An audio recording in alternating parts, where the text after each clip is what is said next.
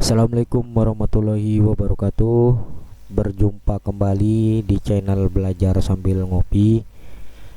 Apa kabar teman-teman semua dimanapun berada?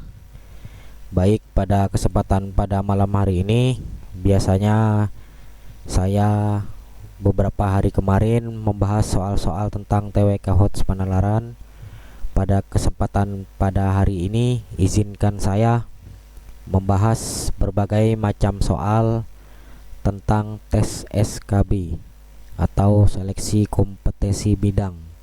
Di sini saya akan membahas tentang formasi CPNS pengelolaan pengadaan barang dan jasa. Baik teman-teman semua, sebelumnya bagi teman-teman yang sudah memastikan diri lolos ke tahap SKB, saya ucapkan selamat, tetap semangat, dan tetap teman-teman menunggu pengumuman resmi dari Biro Kepegawaian Negara. Jadi teman-teman, kalau memang sudah memastikan lolos ke tahap berikutnya, teruslah untuk fokus mengasah dan kemampuan serta latihan soal-soal.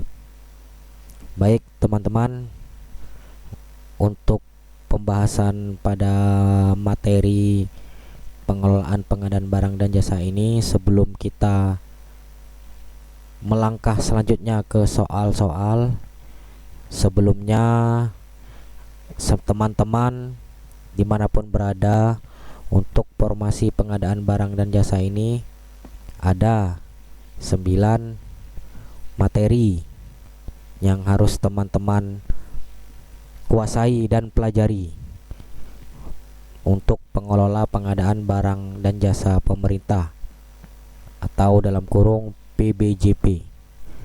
Yang pertama adalah ketentuan hukum. Yang kedua, tujuan, kebijakan, prinsip, dan etika PBJ. Yang ketiga, pelaku PBJ. Yang keempat, PBJ secara elektronik, sumber daya manusia, kelembagaan, pengawasan, pengaduan, sanksi, dan pelayanan hukum. Yang kelima, perencanaan pengadaan. Yang keenam, persiapan PBJ. Yang ketujuh, pelaksanaan PBJ melalui swakelola. Yang kedelapan, pelaksanaan PBJ melalui penyedia. Dan yang terakhir adalah pengadaan khusus. Inilah materi-materi teman-teman yang khusus mengambil formasi di CPNS di tahun 2021 ini, khususnya pengelola pengadaan barang atau jasa pemerintah. Teman-teman harus banyak mencari referensi materi ataupun soal-soal, terutama dari 9 materi ini. Baik, soal-soal ini ada beberapa yang saya perbarui di tahun 2021 ini, dan ada juga beberapa soal yang mungkin sekedar mengingatkan atau flashback untuk teman-teman pelajari kembali. Ya, siapa tahu pada saat tes nanti ada soal-soal yang mungkin keluar. Amin amin ya robbal alamin. Baik, kalau sudah, kita langsung ke soal yang pertama. Peraturan terbaru terkait pengadaan barang _jasa pemerintah adalah: A. Peraturan Presiden Nomor 54 Tahun 2010. B. Peraturan Presiden Nomor 12 Tahun 2021. C. Undang-Undang Nomor 30 Tahun 2014. D. Perka LKPP Nomor 16 Tahun 2015. Boleh di skip dulu teman-teman semua untuk soal nomor 1.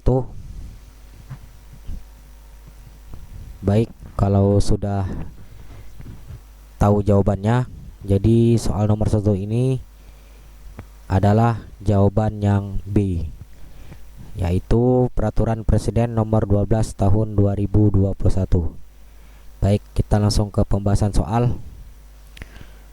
Peraturan Presiden Nomor 12 Tahun 2021 tentang perubahan Peraturan Presiden Nomor 16 Tahun 2018 mengenai pengadaan barang (jasa pemerintah). Perpres tersebut mulai berlaku sejak ditetapkan oleh Presiden Joko Widodo dan diundangkan pada tanggal 2 Februari 2021. Baik, ini teman-teman mengenai peraturan terbaru khususnya mengenai pengadaan barang dan jasa, yaitu Peraturan Presiden Nomor 12 Tahun 2021. Terus yang kedua, kita bahas dari berbagai opsi Peraturan Presiden Nomor 54 Tahun 2010 tentang pengadaan barang (jasa tata pemerintahan yang baik dan bersih atau good governance and clean government) adalah seluruh aspek yang terkait dengan kontrol dan pengawasan terhadap kekuasaan yang dimiliki pemerintah dalam menjalankan fungsinya melalui institusi formal dan informal. Pilihan opsi C, Undang-Undang Nomor 30 Tahun 2014, yaitu membahas tentang administrasi pemerintahan. Dan yang terakhir, Perka LKPP Nomor 16 Tahun 2015. Perka LKPP ini adalah kepanjangannya Peraturan Kepala Lembaga Kebijakan Pengadaan Pemerintah, dan dalam hal ini yaitu barang atau jasa pemerintah, yaitu tentang petunjuk teknis pengangkatan dalam jabatan fungsional pengelola pengadaan barang jasa melalui mekanisme pengangkatan dari jabatan lain. Baik, seperti itu soal dan pembahasan dari soal nomor 1, teman-teman. Kita lanjut ke soal nomor 2.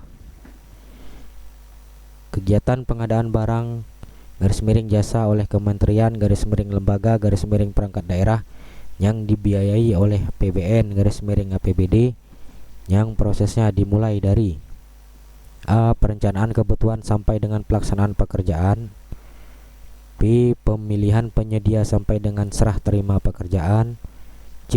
Identifikasi kebutuhan sampai dengan serah terima hasil pekerjaan. D. Identifikasi kebutuhan sampai dengan tanda tangan kontrak. Boleh di skip dulu teman-teman semua untuk soal nomor 2. Baik, kalau sudah, jawaban dari soal nomor 2 ini adalah yang C. Identifikasi kebutuhan sampai dengan serah terima hasil pekerjaan. Baik, kita langsung ke pembahasannya. Pengertian pengadaan barang jasa pemerintah dalam kurung Perpres Nomor 16 Tahun 2018.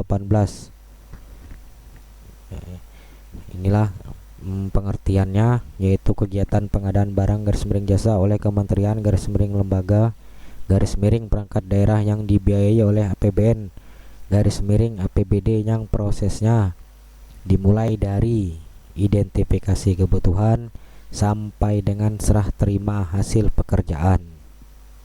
Baik, seperti itu soal nomor 2 dan pembahasan. Kita lanjut ke soal nomor 3.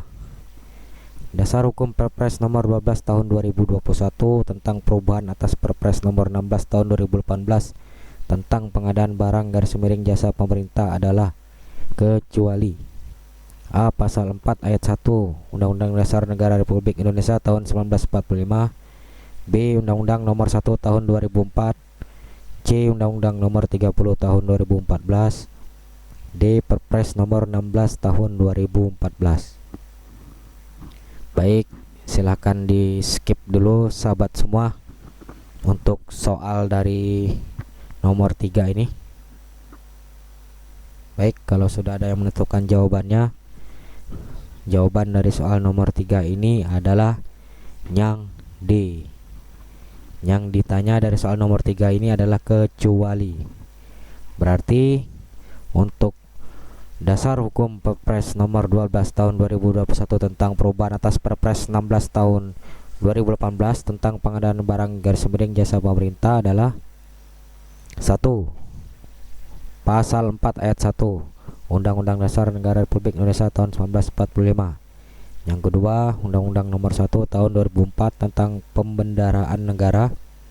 dalam kurung Lembaga Negara Republik Indonesia tahun 2004 nomor 5 tambahan lembaran negara Republik Indonesia nomor 4355.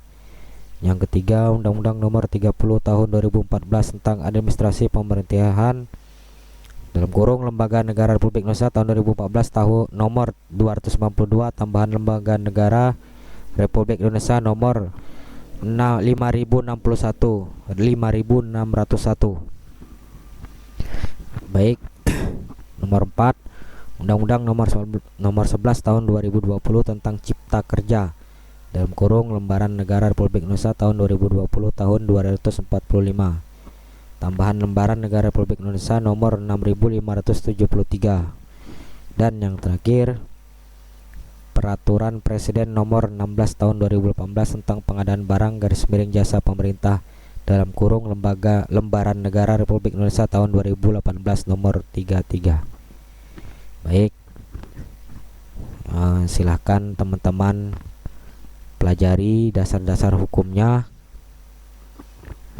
Untuk Peraturan Presiden nomor 12 tahun 2021 tentang perubahan atas Perpres 16 tahun 2018. Baik, sekedar untuk informasi kepada teman-teman, kalau jawaban yang di tadi yaitu tentang Perpres nomor 16 tahun 2015, yaitu tentang pencabutan Peraturan Presiden nomor 105 tahun 2013 tentang jaminan pemeliharaan kesehatan menteri dan pejabat tertentu. Baik, kita soal nomor 4. Pengadaan barang /jasa pemerintah yang diatur dalam Perpres nomor 16 tahun 2018 dapat dilakukan dengan cara A. E-tendering, seleksi dan e-processing. B. Penunjukan atau pengadaan langsung. C. Peningkatan eksploitasi sumber daya alam di daerah. D. Swakelola dan penyedia. Jawabannya D. Swakelola dan penyedia. Baik, kita ke pembahasan. Untuk pengadaan barang /jasa dapat dilakukan melalui pihak ketiga atau swakelola.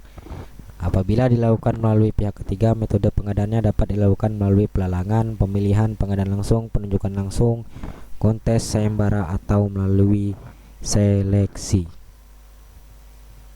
Baik, seperti itu pembahasan dari soal nomor 4. Baik, kita langsung ke soal nomor 5. Yang tidak termasuk ruang lingkup pemberlakuan Perpres nomor 16 tahun 2018 adalah pengadaan barang /jasa A. Yang sebagian atau seluruh dananya bersumber dari pinjaman luar negeri. B. Yang sebagian atau seluruh dananya bersumber dari hibah dalam negeri.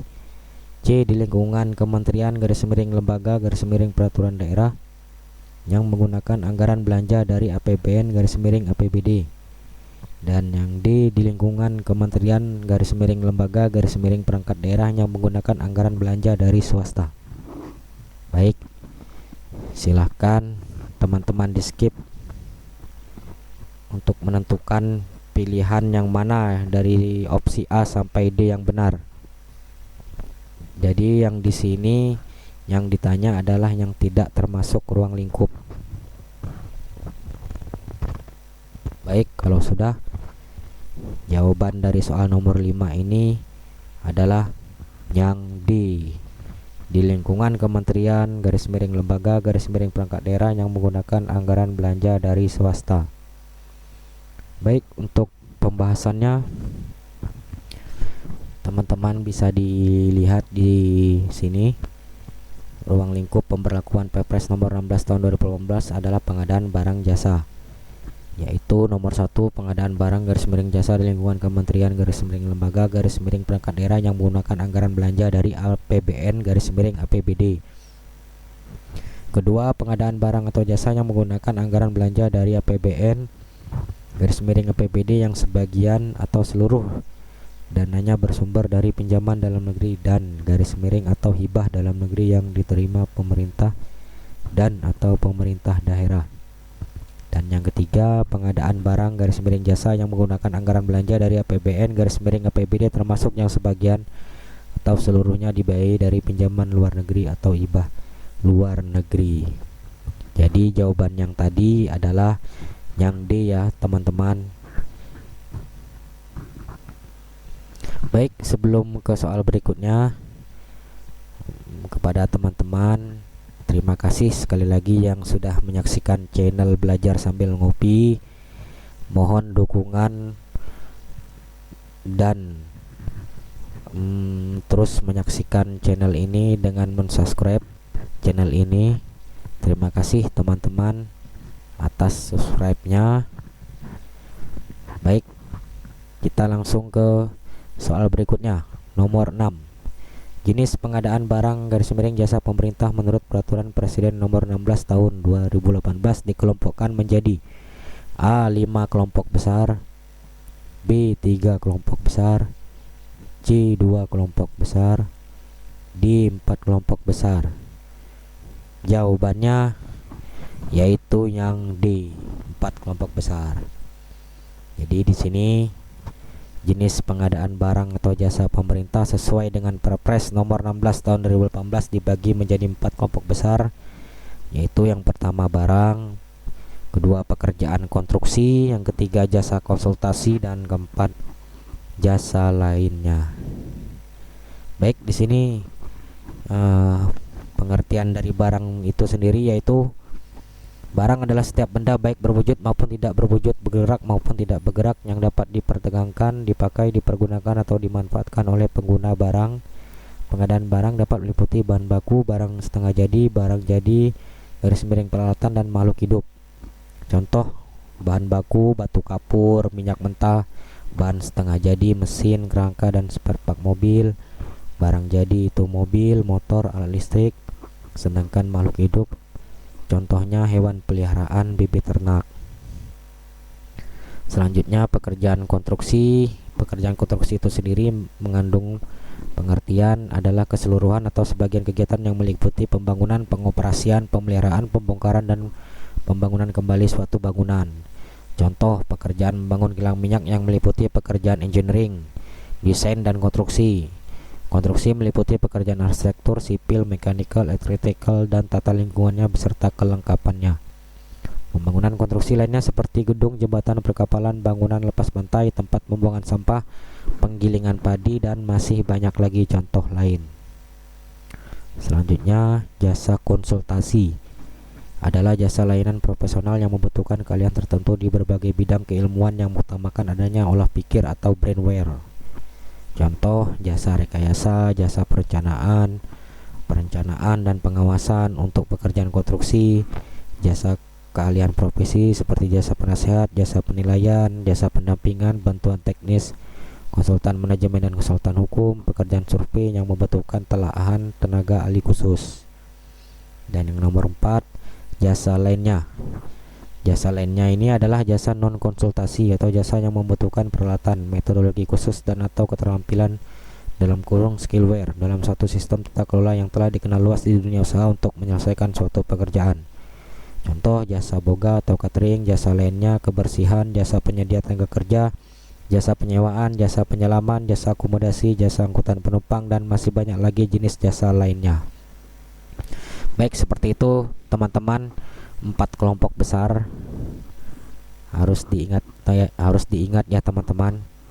Soal-soal yang dasar dari materi pertama kita ini yaitu ketentuan umum. Baik, nomor 7, pengadaan kendaraan bermotor yang dipergunakan untuk keperluan operasional pemerintah dikategorikan sebagai jenis pengadaan. A. Jasa lainnya, B. Barang, C. Pekerjaan konstruksi, dan D. Jasa konsultansi. Baik, boleh di skip dulu teman-teman. Kalau sudah, jawaban dari soal nomor 7 ini adalah yang B, barang. Seperti yang rekan-rekan atau teman-teman ketahui tadi, pengertian barang tersebut sudah dibahas di soal yang sebelumnya tadi. Setiap benda baik berwujud maupun tidak berwujud, bergerak maupun tidak bergerak, yang dapat diperdagangkan, dipakai, dipergunakan, atau dimanfaatkan oleh pengguna barang. Pengadaan barang dapat meliputi bahan baku, barang setengah jadi atau barang jadi atau peralatan, dan makhluk hidup. Contoh-contohnya seperti teman-teman bisa lihat, bahan baku, bahan setengah jadi. Nah, yang soal dari nomor 7 tadi yaitu barang jadi, mobil, motor, alat listrik, dan intinya semua kendaraan. Dan yang terakhir, makhluk hidup, hewan peliharaan, bibit ternak. Baik, seperti itu teman-teman pembahasan dari soal nomor 7. Dan soal nomor terakhir untuk di materi pertama ketentuan umum ini yaitu pengadaan jasa layanan kebersihan pada kegiatan pelatihan PBJP tingkat dasar termasuk jenis pengadaan: A. Jasa konsultasi, B. Barang, C. Pekerjaan konstruksi, dan J. Jasa lainnya. Baik, silakan di skip dulu teman-teman soal nomor 8. Baik, kalau sudah, jawaban dari soal nomor 8 ini adalah D. Jasa lainnya. Bisa dilihat di sini teman-teman, pengertian dari jasa lainnya itu adalah jasa non konsultasi ya, atau jasa yang membutuhkan peralatan, metodologi khusus, dan atau keterampilan skillware dalam satu sistem tata kelola yang telah dikenal luas di dunia usaha untuk menyelesaikan satu pekerjaan. Jadi contoh-contohnya teman-teman bisa dilihat di sini: jasa boga atau catering, jasa layanan kebersihan, jasa penyedia tenaga kerja, jasa penyewaan, jasa penyelaman, jasa akomodasi, jasa angkutan penumpang, dan masih banyak lagi jenis jasa lainnya. Baik, demikian pembahasan dari materi formasi CPNS pengelola pengadaan barang dan jasa, materi pertama ketentuan umum. Mudah-mudahan teman-teman untuk tes SKB ini lancar dan tidak ada kendala, dan terus berlatih tentunya setiap hari dari berbagai macam referensi. Apabila di 8 soal tadi dan pembahasan ada mungkin saya yang keliru, saya minta maaf sebesar-besarnya. Silakan teman-teman komen di kolom komentar. Terima kasih kepada teman-teman semua yang menyaksikan channel ini. Kurang dan lebihnya saya mohon maaf. Wabillahi taufiq wal hidayah. Wassalamualaikum warahmatullahi wabarakatuh.